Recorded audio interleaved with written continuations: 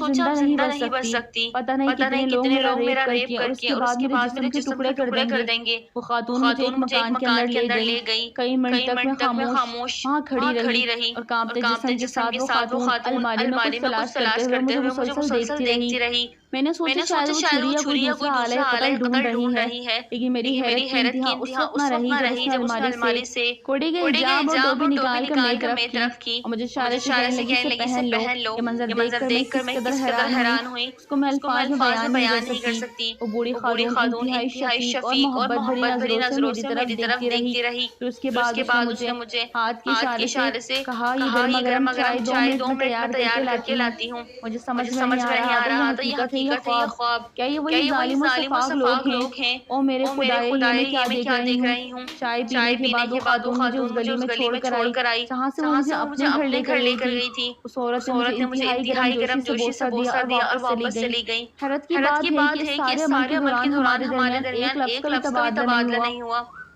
क्योंकि मुझे अरबी और उसको अंग्रेजी ज़बान की समझ नहीं थी। इस वाक़ये के बाद मेरा दिल पिघलने लगा। मैं शदीद तज़ब्ज़ुब का शिकार थी। जिन लोगों को मैं सारी ज़िंदगी सपोर्ट करती रही उन्होंने मुझे नंगा किया, और जिनसे मैं सारी ज़िंदगी नफ़रत करती रही उन्होंने मेरे जिस्म को नंगा होने से बचा लिया।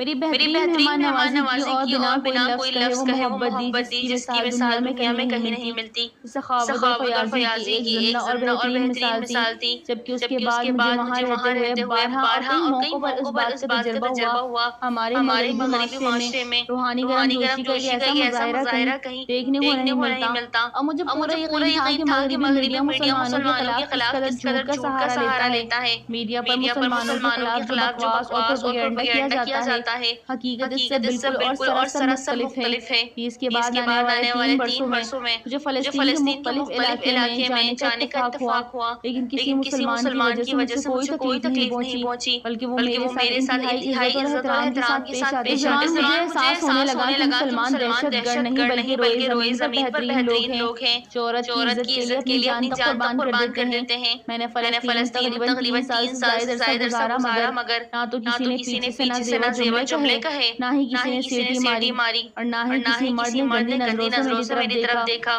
یہ وہی باتیں ہیں جو عام طور پر مغربی معاشرے میں بہت زیادہ عام ہیں۔ جب بھی نوجوان لڑکی کو اکیلے دیکھتے ہیں تو موقع ملتے ہی عجیب اور گندے الفاظ منہ سے نکالنا شروع ہو جاتے ہیں، لیکن مسلم معاشرے میں میں نے ایسا کہیں بھی نہیں دیکھا۔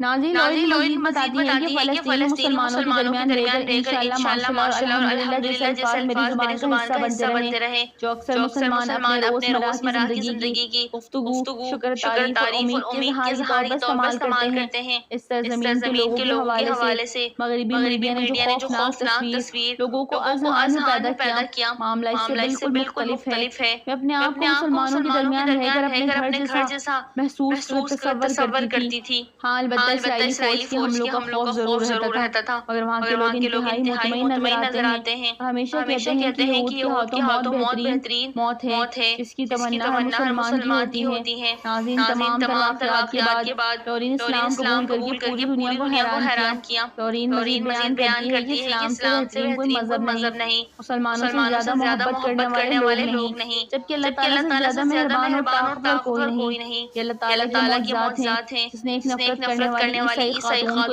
اسلام کی طرف مائل کیا، جس نے مغربی دنیا کا جھوٹا اور پروپیگنڈا دنیا کے سامنے بے نقاب کیا۔ بے شک وہی ہو کر رہتا ہے جو اللہ کا فیصلہ ہے۔ سبحان اللہ۔ ویڈیو اچھی لگے تو لائک کریں، چینل کو سبسکرائب کریں۔ السلام علیکم۔